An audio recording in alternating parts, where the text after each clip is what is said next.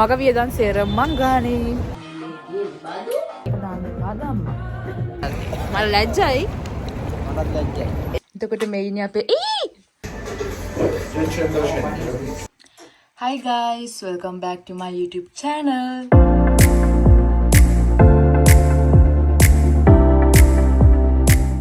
ඉතින් මට අද විශේෂ දවසක්. අද හස්බන්ඩ් නිවාඩු. අද අපි එළියට යන්නේ.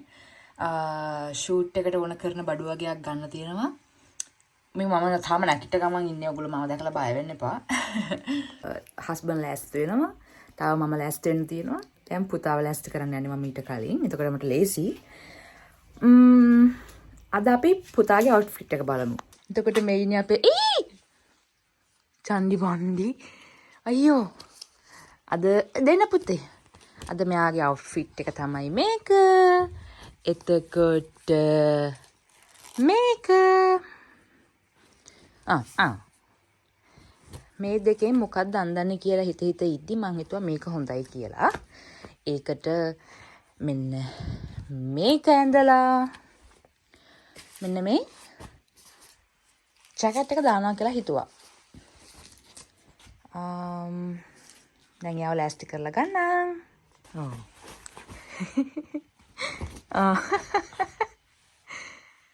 නේ පුතේ. දෙ.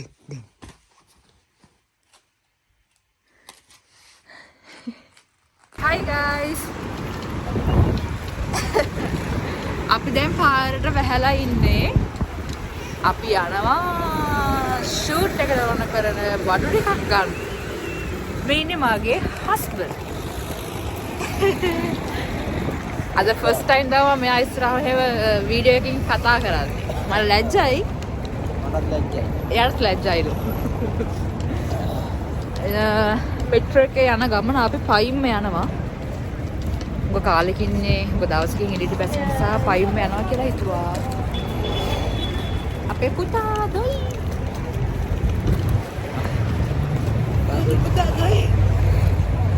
හොඳටම සීතයි හිතුවේ නෑ මෙච්චර සීතක් ඇති කියලා අවුවදීෙද්දි උඩටම වහගත්තා. ගෙදර යුද්ධ ඉවර කරලා අපි දෙන්න මේ පාරට බැහැලා යන ගමන් බබෙක් එක්ක එළියට බහින එක හිතුව තරම් ලේසි නෑ. මේ වෙනකොට අම්මලා වෙලා ඉන්න ඕගොල්ලෝ දන්නවා ඇති බබාලාත් එක්ක එළියට බහින එක කොයි වගේ දෙයක්ද කියලා. ඉතින් අපි මේ හදිසියේ මේ ගමන දාගත්තේ අපේ ෂූට් එකට ඕන කරන බඩු වගේක් ගන්න. ඉතින් ෂූට් එක මොකක්ද කියලා මම කියන්නම්. අපේ චූටි දඟමල්ල අපි ළඟට ඇවිල්ලා දැන් අවුරුද්දකුත් වෙන්න ළඟයි. ඉතින් ඒ වෙනුවෙන් අපි හිතුවා ෂූට් එකක් කරලා ඇල්බම් එකක් හදන්න ඕනේ කියලා. ඉතින් ඒ වෙනුවෙන් තමයි අපි මේ ඒකට ඕන කරන දේවල් ගන්න එළියට යන්නේ. ෂූට් එකට අමතරව අපි දෙන්න පාටි එකකුත් ප්ලෑන් කරා. බට් පාටි එක කැන්සල් කරා. මොකද අපේ බබාගේ සිටුේෂන් එක අනුව එයාව කම්ෆර්ටබල් තියන්න ඕන හින්දා අපි පාටි එක ඇත්තටම කැන්සල් කරා. ඒ වෙනුවට ගෙදර චූටි පාටි එකක් ගන්නවා කියලා හිතන් ඉන්නවා. මගේ සුදු අත රතු වෙලා තියෙන සීත වැඩිලා.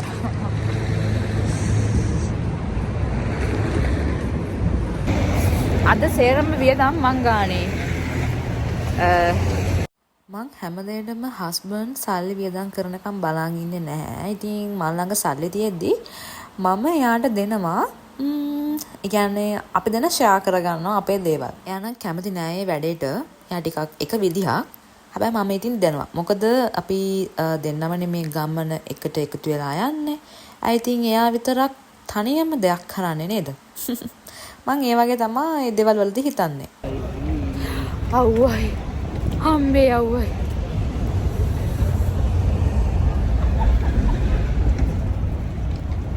මෙහෙම අවුවක් දැක්කහම පළවෙනි පාරට අවුව දැක්කා වගේ අපි හැසිරුනේ. මොකද සීත කාලේ නෙමේ.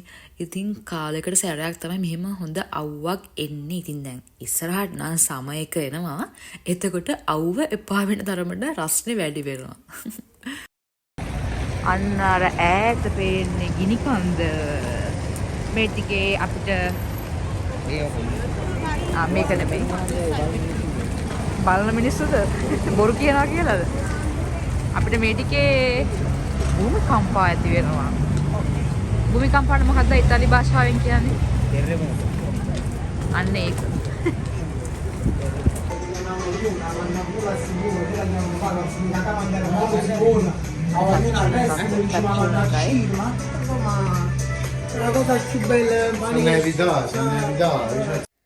බබා නම් නිදි. බබා ඇහැරෙන්න කලින් අපි දෙන්න කාලා බීලා ඉවර වෙන්න ඕනේ. නැත්නම් ඉතින් ඔක්කොම ඉවරයි. මොකද මෙයා නැගිට ගමන් චුට්ටක් ග්‍රම්පි වෙනවා. ඉතින් එයාව ෂේප් කරගන්න මට සෑහෙන වෙලාවක් යනවා. මොකද එයා මගෙත් එක්ක ගෙදරම ඉඳලා පුරුදු වෙලා තියෙන්නේ. ඉතින් මේ එළිය පරිසරයට එයා තාම ටිකක් හුරු මදි. ඉතින් එහෙම කියලා බෑනේ අපි ආව හුරු කරගන්න ඕනනේ. මම මේ අයියාට කීකේ ඉන්නේ වතුර එකේ විස්තරේ. ඇත්තටම මෙහි කැෆේ එකක් බොන්න කලින් වතුර එකක් දෙනවනේ. මම මේක ළඟදි Facebook post එකක දැක්කේ. එහෙම දෙන්නේ, ඒ කියන්නේ කැෆේ එකට කලින් දෙන්නේ අපිට ඒ වතුර එක බොන්න මේ කියන්නේ කට හොඳට මවුත් එක හොඳට ක්ලෙන්සර් වෙන්න කියලා. එතකොට තමයිලු කැෆේ එකේ රහ හොඳට දැනෙන්නේ කියලා. මං ඉතින් ඕකක් දැනන් හිටියේ නෑ මුලදී. ඉතින් මම හැම වෙලේම කරන්නේ කැෆේ එක බීලා වතුර එක බොන එක.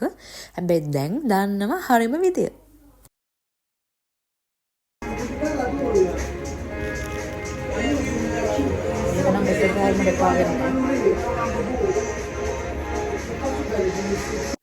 මම මේ කන්නේ මේ ඉතාලි රටේ කන්න ආසම කෑමක්. පිස්තාගත් හලාගන්න නැතුව ඒවත් දාගන්න නැතුව කෑමක්. අනේ ළමයි මට පිළිවෙලකට කන්න තේරෙන්නේ නෑ ඇත්තටම. මොනා හරි ගා ගන්නවා. කියන්නේ ඇඳුමේ හරි නැත්නම් මේසේ උඩ හරි මම හලා ගන්නවා. ඉතින් හස්බන්ඩ්ට මම ඒක කීකින්නේ මම මේ පාර නම් එහෙම මුකුත් කරගත්තේ නෑ කියලා. හැබැයි කරගත්තේ නැති වුණාට කොණ්ඩේ වද්දගෙන ඉන්නේ මම මේ වෙනකොටත්. ඇත්තටම මම දන්නේ නෑ මට එහෙම වෙන්නේ කියලා.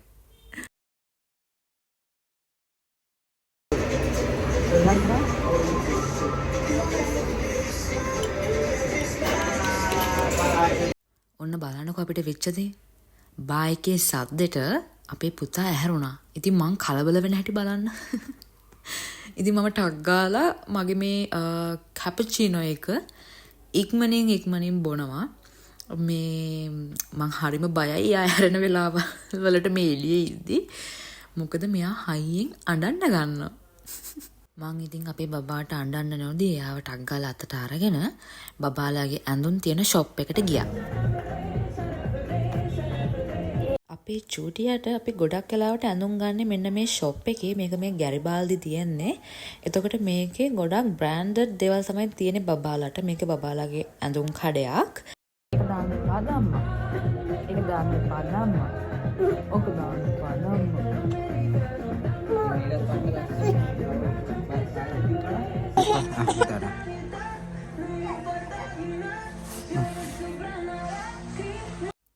බබාව ටික වෙලාවකින් ෂේප් කරගත්තා. එයාව චුට්ටක් බිමින් තියලා එයා ආස දීලා ඉතින් එයාව කොහොමද ෂේප් කරගත්තා. දැන් නම් ඉතින් ෂේප් එකේ ඉන්නවා. ටික වෙලාවක් යනකම් අපි මේ විදියට හිටියා. ඉතින් අපි වැඩ ටිකත් අපි ටක් කාලා කරගත්තා.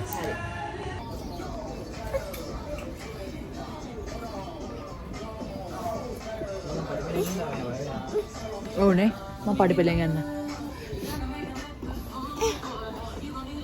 අපි ආවා කියාබියකට.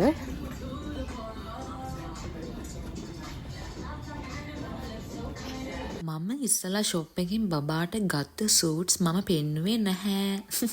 ඒක ෂූට් එකේම පෙන්නන්නම්. ඉතින් අපි කියාබියකටත් ආවා. ඉතින් එයාට ඕන කරන තවත් ඇඳුම් වගේක් ගන්න. ඊට පස්සේ අපි හස්බන්ඩ්ටත් මෙතන ඇඳුමක් තිබිලා ඒකත් එයාට සෙට් වුණා. ඉතින් අපි එයාගේ ඒකත් ගත්තා. තාත්තා ෆිට ඔන් කරලා බලනවා තාත්තා.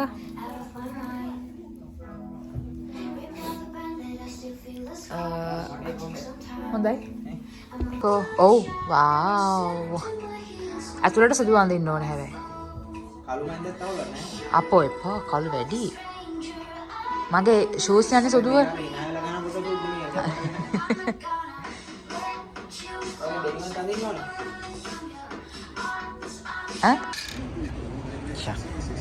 කොල්ලා නියමෙට ඉන්නා. අපි මේ ඉන්නේ ගැරිබාල්දි ස්ටේෂන් එකේ. දැන් අපි හදන්නේ මෙතනින් මෙට්‍රෝ එකේ ගෙදර යන්න. ඉතින් අපේ වැඩ ටික අපි කරගත්තා. මගේ ඇඳුම් නම් මම ඕඩර් කරලා ගත්තේ. ඉතින් මගේ දේවල් හරි. හස්බන්ඩ්ටයි බබාටයි තමයි අපි ඇඳුම් හදාගන්න ඕනකම තිබ්බේ. ඉතින් මේ බලන්නකො මෙයා කියාවේකෙන් උස්සන් ආවදී. මෙයාට මේක නැතුව එළියට එන්න බැරුව ගියා. ඉතින් අපි ඒකත් එක්කම එළියට ආවා. Tuti, si Dulce. Kok. Kok din tatar.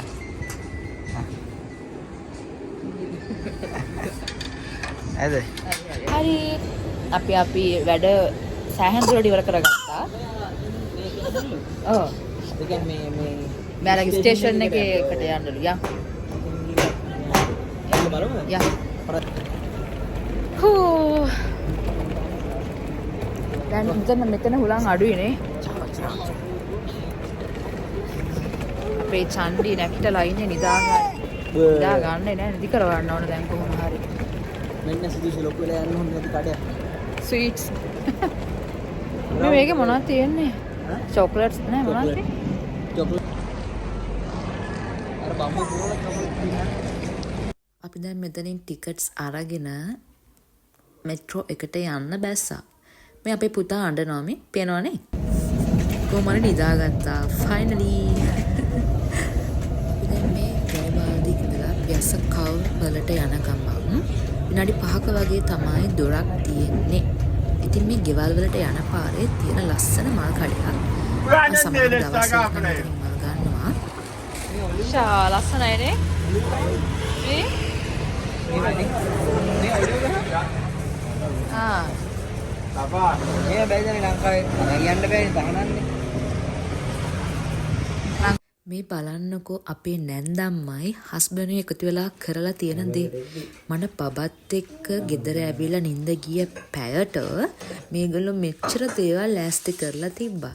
මොකද අද මාර්තු 18 වෙනිදා 19 මගේ බර්ත්ඩේ එක. මේ ඉන්නේ අපේ නැන්දම්මා. මම ඉස්සරහට එයත් එක්කත් වීඩියෝස් ගේන්නම්කෝ. එයා හරිම හොඳයි. ඒ වගේම හරිම ලස්සනයි.